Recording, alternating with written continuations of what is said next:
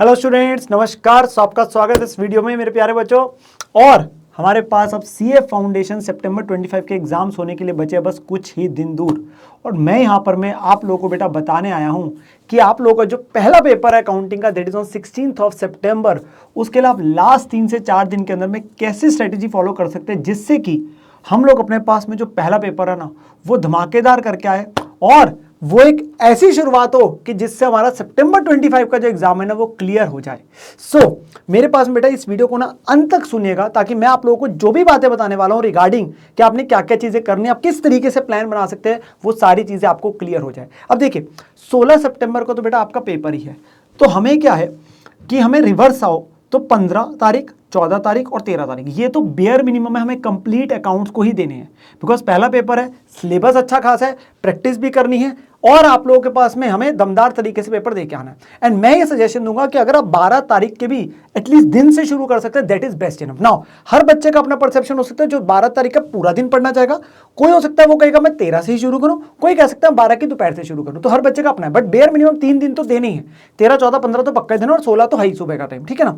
तो अब मेरे पास में मैंने जो प्लान लिया वो इस तरीके से लिया कि आप 12 तारीख को आप दोपहर के बाद से एक प्रकार से फर्स्ट हाफ के बाद पढ़ना चालू करेंगे। कब से? 12 तारीख की दोपहर के बाद से। तो मैंने एक टेंटेटिव प्लान आप लोगों के लिए यहाँ पे बनाया है कि जिसे आप फॉलो कर सकते हैं। हाँ, आप अपनी तरफ से थोड़ा सा उसमें चेंजेस ला सकते हैं, वो आप अपनी तरफ से देख सकते हैं, ठीक है ना। यहाँ पे पहले मैंने आपको दिया कि आप टेंटेटिव प्लान कैसे फॉलो कर सकते हैं, मीन्स तो मैंने यहाँ पर मैं क्या किया बेटा, 12 तारीख को मैंने क्या बोला है, हाफ डे का मतलब क्या, आधा दिन आप अपने पास बाकी सब्जेक्ट रखा है जो भी आपका प्लान चल रहा है, और 12 तारीख की दोपहर से। किसी को लगता है 13 से फॉलो करना है, उसको चेंज करना पड़ेगा। किसी को 12 को पूरा दिन लगाना है, थोड़ा सा वो एक्स्ट्रा कर लेगा। तो मैं बोलता हूँ स्टार्ट विद द चैप्टर। थोड़ा समय क्या होता है, एक बार के लिए पूरा आने में समय लगता है, तो मैंने क्या रखा, स्टार्टिंग में थोड़ा लाइट रखा। हाँ, तो यहाँ पे क्या, एक डेप्शन एमोर्टाइजेशन और अकाउंटिंग प्रोसेस के जितने भी छोटे वाले चैप्टर्स है, journal, ledger, trial balance, subsidy book, cash book, ठीक है ना। और मैंने एस्टिमेटेड आर्ट्स भी डाल दी। हाँ, थोड़ा बहुत ऊपर नीचे वेरिएशन आ सकते हैं, आप इसी के अंदर एक्चुअल आर्ट्स अपने डालते जाना ताकि आपको पता रहेगा आर वी ऑन ट्रैक और नॉट। हाँ, थोड़ा बहुत हर बच्चे का ऊपर नीचे हो सकता है, ठीक है ना। और मैं बताऊंगा आपने करना कैसे। फिर 13 सितंबर के लिए ऑब्वियसली अब तो हम फुल मूड में आ चुके हैं, 13, 14, 15 तो पूरा तैयारी करनी है ना अकाउंट्स केस। तो 13 तारीख को फाइनल अकाउंट्स हो गया, बिल ऑफ एक्सचेंज हो गया, अकाउंट्स ऑफ इनकम रिकॉर्ड हो गया और बीआरएस हो गया, ठीक है ना। तो यहाँ पे मैंने एस्टिमेटेड आर्ट्स भी डाल दिया, तो कितना समय आपको उस चैप्टर में लग सकता है, ठीक है ना, कितना लगना चाहिए एक प्रकार के लिए, ऊपर नीचे जैसे मैंने बोला वो आपके पास में हो सकता है, ठीक है ना। और मैं इफेक्टिव स्टडी एक प्रकार से मान के चल रहा हूँ कि you are going to spend at least 12 घंटे की आप पढ़ाई अब करने वाले हैं। 24 घंटे में 12 घंटे तो पढ़ेंगे ना, थोड़ा ज़्यादा पढ़ रहे अच्छी बात है, कम में अगर आप कर देते हैं बहुत ही बढ़िया बात है, ठीक है ना।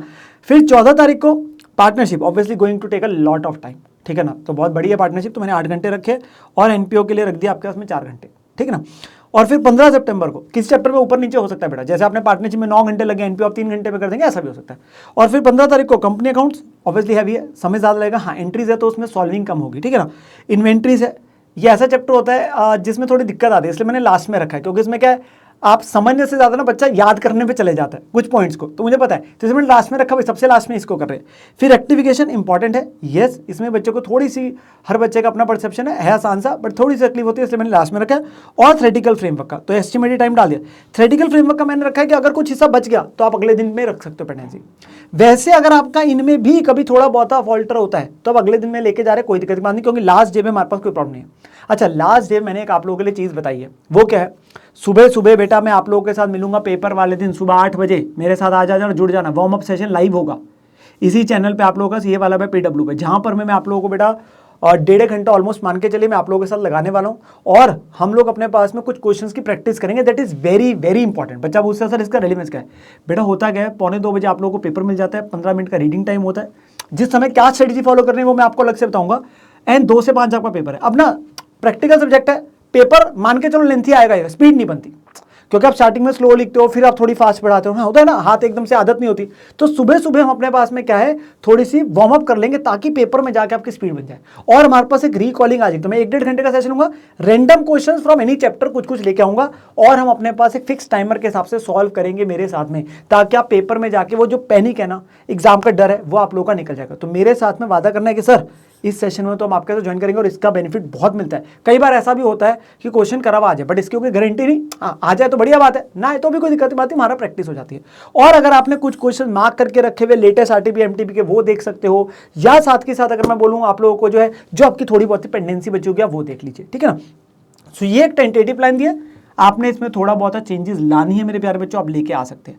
Now comes the important thing कि सर हमारे पास में हम जब प्रैक्टिस करेंगे तो कैसे करेंगे बेटा, कॉन्सेप्चुअली चीजें आपको सारी देखनी है, जो भी उस चैप्टर के अंदर डिफरेंट वैरायटीज ऑफ कॉन्सेप्ट है, ठीक है ना। जैसे डेप्शन है तो आपको देखना है उसके जितने मेथड्स है सब हम देखेंगे, उसका एक एक क्वेश्चन हम देख रहे हैं, ठीक है ना। फिर डेप्शन की एंट्रीज भी आ रही है, नॉर्मल मेथड भी है, प्रोविजन फॉर डेप्शन भी है, फिर change in estimated useful life हो रहा है या रीवैल्यूएशन का कॉन्सेप्ट है वो भी हम कर रहे हैं। तो सारे चीजों को देखना है आपने, ठीक है ना, सारी चीजें आपने कवर करनी है कॉन्सेप्चुअली। अच्छा, क्वेश्चन जो है, जो क्वेश्चन आप लोगों ने मार्क कर रखे हैं उन क्वेश्चंस को आपने अपने पास में करना है। और उसमें जो करने की बात है ना, ऑलमोस्ट मान के चलो आप 70 to 80% बेटा क्या कर रहे हैं, ऑडिट अप्रोच से ही कर रहे हैं, क्योंकि आप सारे सॉल्व नहीं कर सकते जो भी आपने सेलेक्ट कर रखे। 20 से 30% ही आप अपने पास में हाथ से खुद सॉल्व कर रहे हैं।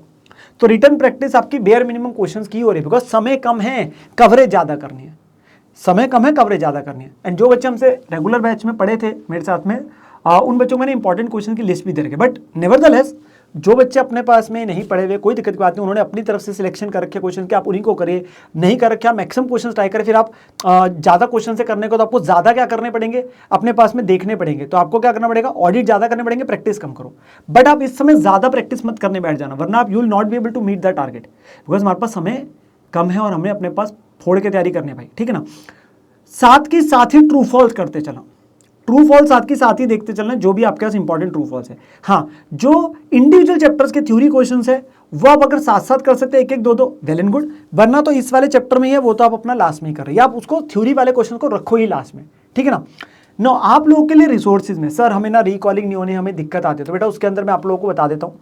आप लोगों के लिए ना इसी वीडियो के नीचे ना मैंने एक प्लेलिस्ट दे रखे है अकाउंट्स की मैराथन की, जिसके अंदर में मेरी 4 कंप्लीट मैराथन्स है, जिसमें 100% सिलेबस कवर कराया हुआ है, 100% सिलेबस कराया, आप उसको यूज कर सकते हैं अगर आपको किसी चैप्टर को रिकॉलिंग करने में दिक्कत आ रही है तो। वरना आप लोग और प्रैक्टिस और एक प्रकार की मैराथन, जो मैंने 3-4 दिन पहले एक मैराथन ली थी आप लोगों के पूरे 12 घंटे की, जिसमें सारे चैप्टर्स को कवर कराया था, आप उसका बेनिफिट उठा सकते हैं। पर उसमें मैं ये नहीं बोलूंगा कॉन्सेप्चुअली सारी बातें कवर है, हाँ हमारी रिकॉलिंग के लिए वो मदद कर सकता है और हमारी प्रैक्टिस के लिए मदद करता है। उसमें प्रैक्टिस भी कराया, कुछ ऑडिट भी कराया, ठीक है ना। फाइल्स वगैरह ऑलरेडी आपके पास अपलोडेड है, इन द चाणक्य का जो बैच बना हुआ है उसके अंदर में उसकी PDF फाइल अपलोडेड है, और जो मैराथन्स है उसमें भी लिंक गिवन है कि उसकी फाइल्स वगैरह कहाँ पे मिले। बट मैं आपको सच्ची बोलूंगा, ये समय में आप लोग जितनी सेल्फ स्टडी करेंगे उतना बेस्ट है। मैं हमेशा बोलता हूँ बेटा सेल्फ स्टडी से ऊपर कुछ नहीं होता। मैराथन वगैरह देखने का सिर्फ उनको है जिन बच्चों को दिक्कत आ रही है, जो सेल्फ स्टडी नहीं कर सकते या प्रॉब्लम ज़्यादा है वो करें, वो देखना। But self study is the most important thing, अपने पास में सेल्फ स्टडी ही करना, वो सबसे ज़्यादा आपको बेस्ट नंबर ला के देगी। मेरे साथ बस मैं आप लोगों को बोलूँगा आप वार्म अप सेशन में मेरे साथ आके जुड़ जाना, बिकॉज उसका बेनिफिट हर बार हर अटेम्प्ट के बच्चों को देखने को मिलता है। अब अपने पास में मेरे से ये प्रॉमिस करेंगे कि सर हम जी तोड़ मेहनत लगा देंगे, अगले 3 से 4 दिन और पेपर फोड़ के आएंगे। भाई मुझे तुम लोगों से चाहिए अपने पास कमेंट सेक्शन में लिखना है कि सर हम अपना बेस्ट देंगे, बचा हुआ जो भी टाइम है बेस्ट तैयारी करेंगे और बेस्ट पेपर देके आएंगे।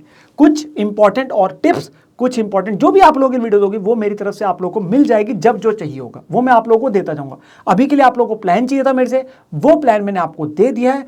जो चैप्टर आप लोगों ने मान लीजिए नहीं किया हुआ पूरे का पूरा, अब तक नहीं किया हुआ, आपने छोड़ा हुआ है तो उसको मत छेड़ना। जो कि पूरे का पूरा टॉपिक छोड़ा हुआ है मान लीजिए उसको छोड़ दो, मतलब आप वही करनी है चीजें।